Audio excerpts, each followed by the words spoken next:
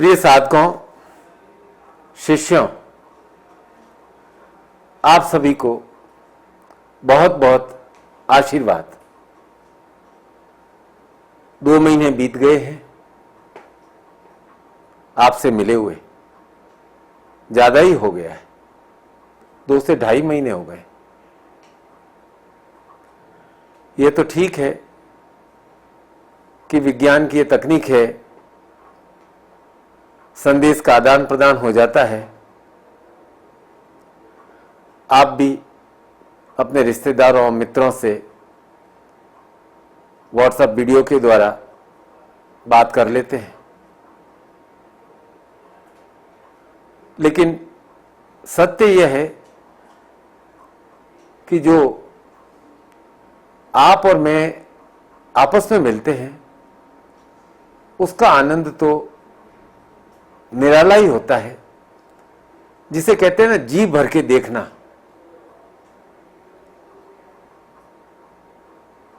नेत्रों में देखना, आपस में मिलना,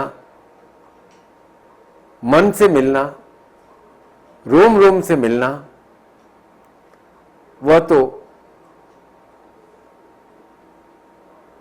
हम और आप जब मिलते हैं तभी वह घटित होता है। इन 2 महीनों में मैंने हजारों साधकों से, शिष्यों से बात की और मुझे ये जानकर प्रसन्नता है कि आप सभी अपने अपने घरों में प्रसन्न हैं, थोड़ा सकुशल हैं और स्वस्थ हैं। आपने लॉकडाउन के इस समय का उपयोग साधनाएं संपन्न करने में किया, गुरु मंत्र का पुरस्चरण किया,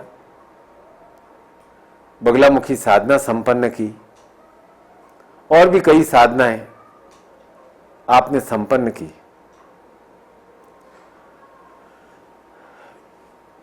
धूमावती साधना संपन्न करेंगे आप। साधनाओं के संबंध में आपकी अनुभूति, आपके विचार, आपकी भावनाएं मुझे इस निखिल मंत्र विज्ञान के व्हाट्सएप नंबर पर प्राप्त होती रहती है। साधनाओं में और उनके प्रति आपकी जागरूकता, आपकी प्रतिबद्धता को जानकर, देखकर मैं भाग्यशाली अनुभव कर रहा हूं। आज मैं ये कह सकता हूं कि निखिल मंत्र विज्ञान का प्रत्येक साधक, पाठक केवल पाठक नहीं है, वह साधक है जो साधना संपन्न करता है और जिसका उद्देश्य साधना की उच्चतम स्थिति प्राप्त करना है। देखो भाई, साधना तो जीवन में आवश्यक है। व्यापार हो, भौतिक कार्य हो, कोई भी कार्य हो, साधना आवश्यक है। आध्यात्मिक जीवन में भी साधना आवश्यक है, क्योंकि साधना से ही कार्य में सफलता मिलती है। इसीलिए मैं बार बार प्रति माह निखिल मंत्र विज्ञान में आपको साधना के लिए कहता हूं, मंत्र जप के लिए कहता हूं, क्योंकि साधना से ही जीवन में शांति और सफलता आती है। यही सफलता का प्रवेश द्वार है। किसी भी कार्य में सफलता का प्रवेश द्वार साधना है।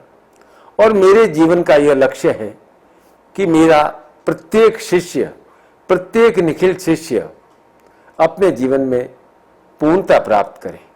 पूर्णमदः पूर्णमिदं पूर्णात् पूर्णमुदच्यते पूर्णस्य पूर्णमादाय पूर्णमेवावशिष्यते। साधना का उद्देश्य बहुत सरल है, उस पूर्णता को प्राप्त करना है जिससे आप अपने घर, परिवार, समाज, व्यापार, नौकरी, सब स्थानों पर पूर्णता के साथ क्रियाशील हो, पूर्णता के भाव के साथ जिए। अब इस पूर्णता के लिए साधना आवश्यक है और साधना के संबंध में आपके मन में कई प्रकार की जिज्ञासाएं हैं, साधनाएं हैं।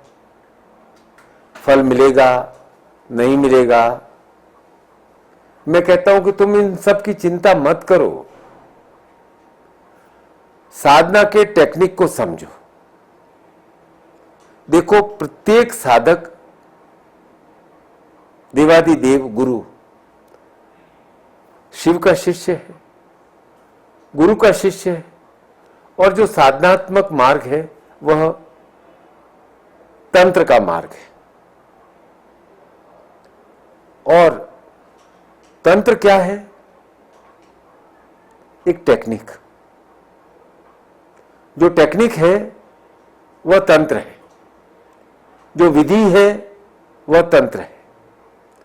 और तंत्र को मैं सरल रूप से कहूं तो यह है साइंस ऑफ लिविंग, जीवंत जीवन जीने की विद्या। साधना हम इसलिए करते हैं कि सफलता मिले, सिद्धि मिले, तो हमें तंत्र का आधार लेना पड़ेगा। तंत्र अर्थात टेक्निक। आपको याद है कि नवदुर्गा में भी प्रथम शैलपुत्री है, दूसरी ब्रह्मचारिणी, तीसरी चंद्रघंटा, ऐसे करते करते नवम दुर्गा पे पहुंचते हैं, उसका नाम है सिद्धिदात्री। तो हम नवे पायदान पे जब पहुंचते हैं तब हमें सिद्धिदात्री प्राप्त होती है, अर्थात सिद्धि प्राप्त होती है। आज का मेरा यह मुख्य उद्देश्य है कि आप पूरे मनोयोग के साथ मंत्र को समझकर, पूरे मन लगाकर साधना करनी है। केवल संख्या पूर्ति नहीं करनी है, पूर्ण अहोभाव के साथ उसमें अपने आप को एक प्रकार से एकाकार कर साधना संपन्न करनी है। साधना के संबंध में आपके मन में क्या चल रहा है? अब माला हाथ में है और ध्यान कहीं और है, तो ऐसे ही हो जाएगा कि आप कार्य कर रहे हो और ध्यान कहीं और है, तो कैसे सफलता मिलेगी? इसलिए मंत्र का अर्थ समझकर उसे अपने मन में उतारकर साधना करें। और यह आवश्यक है कि आप अपने स्वयं के मन का मंथन करो। क्या आप पूजन में खो जाते हो? क्या आप पूजन कर रहे हैं तब आपकी मानसिक स्थिति किस प्रकार की है? क्या ध्यान लग रहा है? एकाध क्षण के लिए ही लगे तो साधना की सफलता का संकेत तुम्हें तुम्हारे मन से प्राप्त होगा। और साधना का उद्देश्य मन की प्रसन्नता है। अपने मन को देखो, क्या मन खुश हो रहा है? साधना बाहर नहीं हो सकती है, क्योंकि साधना का मूल उद्देश्य है ऊर्जा को प्राप्त करना।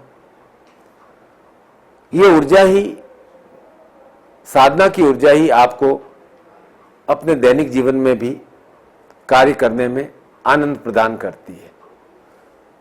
एक महत्वपूर्ण बात कहता हूं, आप कितना हंसते हो, खिलखिलाते हो, मुस्कुराते हो, इससे आपकी मन स्थिति का मालूम पड़ता है कि आपके भीतर से कितनी खुशी और जोश आ रहा है। दैनिक जीवन में भी इसे व्यवहार में लाएं। आप साधक हैं और साधक हर परिस्थिति में हंसता है, मुस्कुराता है और अपना कार्य करता है। दुखी होना साधक का स्वभाव नहीं हो सकता है। आप प्रसन्न मन से साधना करें, प्रसन्न मन से अपने दैनिक क्रियाकलाप करें, अपना कर्म करें।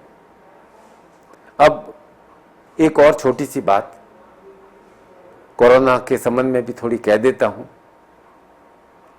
किसी को मालूम नहीं है कि यह कब समाप्त होगा, 2 महीने में, 4 महीने में, 6 महीने में, 1 महीने में, कब टीका आएगा, क्या होगा।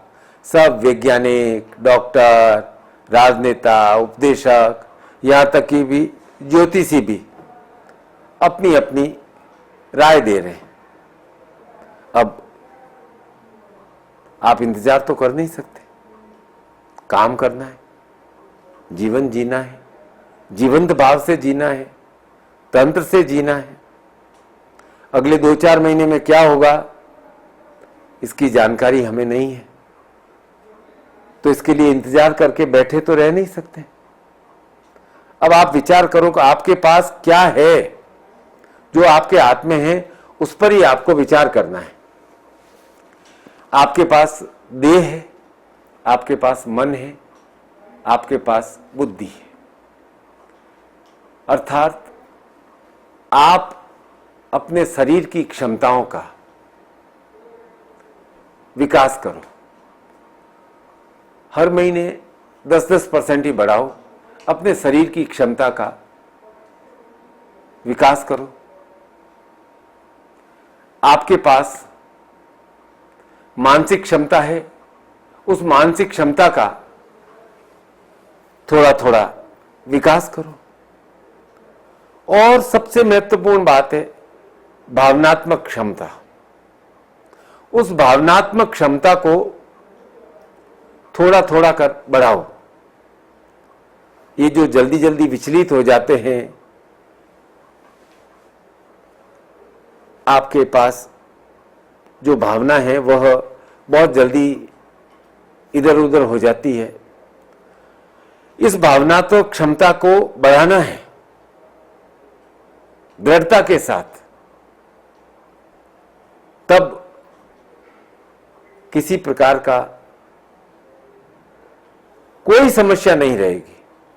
शरीर, मानस और भाव तीनों का संयोग और सहयोग, और इसका विस्तार करते रहो, यही साधना है।